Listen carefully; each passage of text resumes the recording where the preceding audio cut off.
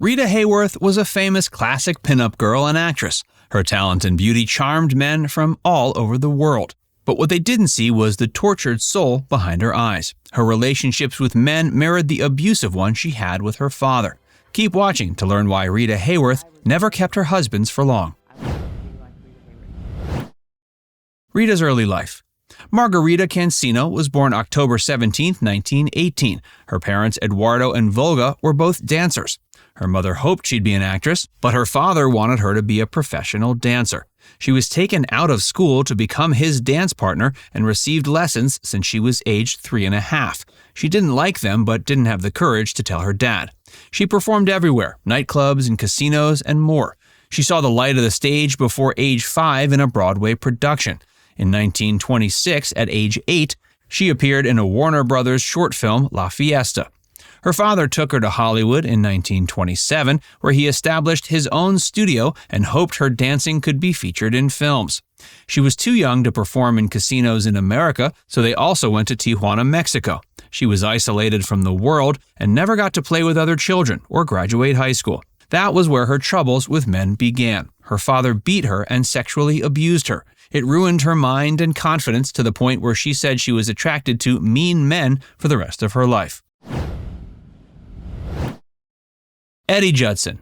Rita married oil man turned promoter Eddie Judson in 1937. Her family disapproved of her wedding to a man twice her age, and she soon realized they were right. He used her rising stardom to make himself money and squandered every cent she earned. She said he helped her with her career, but mostly he helped himself to her money. Many of her most influential roles came after he got her a new contract with Columbia Pictures. One of his major contributions was hiding her heritage.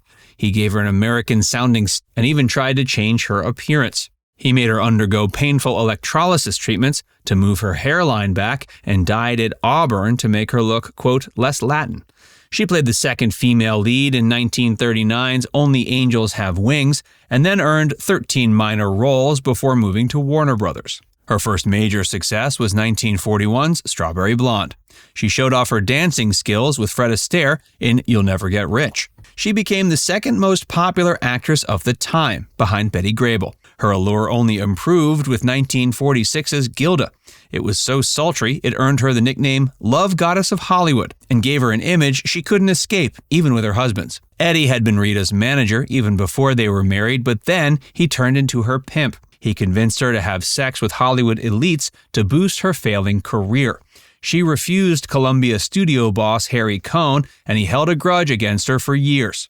Rita divorced Eddie February 24, 1942, citing cruelty after he compelled her to transfer considerable property to him. She also paid him $12,000 under threat of bodily harm. Orson Wells.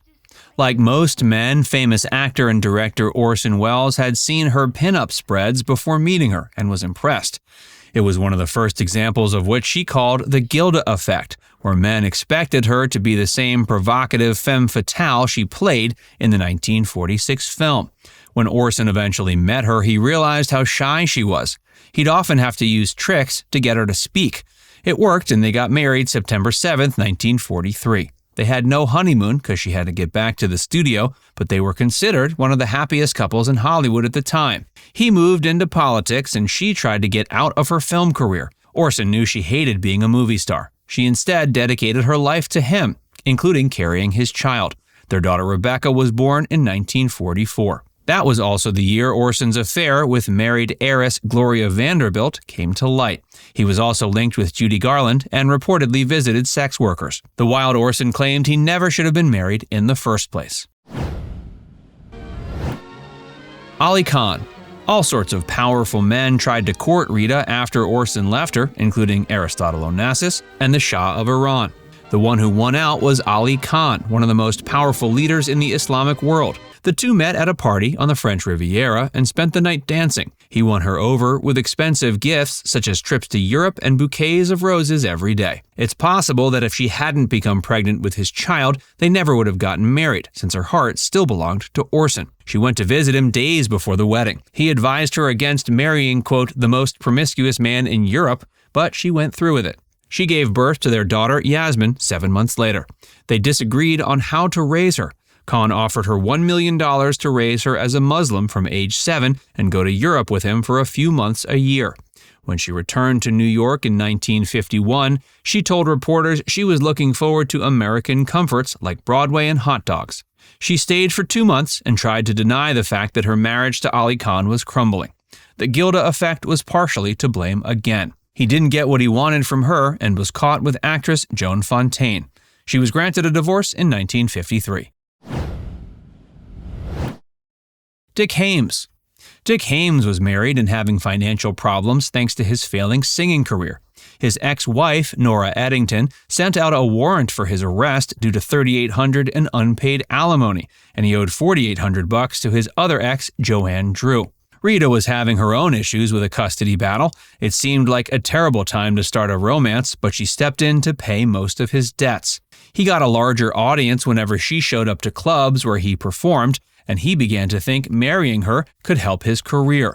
It also kept him from being deported to Argentina as an illegal alien. They were married September 24, 1953. Despite all she did for him, Rita's marriage to Dick was not healthy. In 1955, he publicly struck her in the face at the Coconut Grove nightclub. She packed up and never returned. She was so affected by the incident, her doctor ordered her to stay in bed several days. She also had her own financial troubles because Aly Khan wasn't paying child support. Her efforts to sue Orson Wells for back payment of child support were unsuccessful. This left her in a financial pickle. James Hill. James Hill was a producer who got Rita a role in one of her last major films, Separate Tables. It was popular, but Harvard Lampoon named Rita the worst actress of 1958. She and James were married February 2, 1958. She wanted out of the movie business, but her husband wanted them both to stay in the spotlight. Most agree that was the candle that lit the flame that burned down their relationship. Charlton Heston said in his autobiography James once threw verbal insults at her until she sobbed. He was embarrassed and wanted to slug him. Her behavior at home also became erratic. She once threw a candelabra at him and narrowly missed his head. She filed for divorce September 1, 1961. Her death and final years. Rita's outbursts were later discovered to be the first signs of early-onset Alzheimer's. She wasn't diagnosed until 1980. Her daughter Yasmin said getting the diagnosis was a relief because she was a shell of her former self. Orson Wells also remembers a time they met together when she didn't recognize him for at least 4 minutes. He called her one of the dearest and sweetest women who's ever lived. Rita died at age 68 on October 17, 1987 from complications of Alzheimer's. She's interred at Holy Cross Cemetery in Culver City. Her legacy. Ronald Reagan gave a statement after her death. He praised her talent and said she'd completed a great public service in the way that her struggle with Alzheimer's brought attention to the disease. She has shown up in pop culture over and over since then. One of the most popular examples is when her poster is used in a jailbreak in the hit film Shawshkan Redemption. It's a fitting symbol of all the adversities she overcame, chipping away at them bit by bit like the title character. Now it's time to hear from you. What's your favorite memory of Rita Hayworth? Let us know in the comments section below.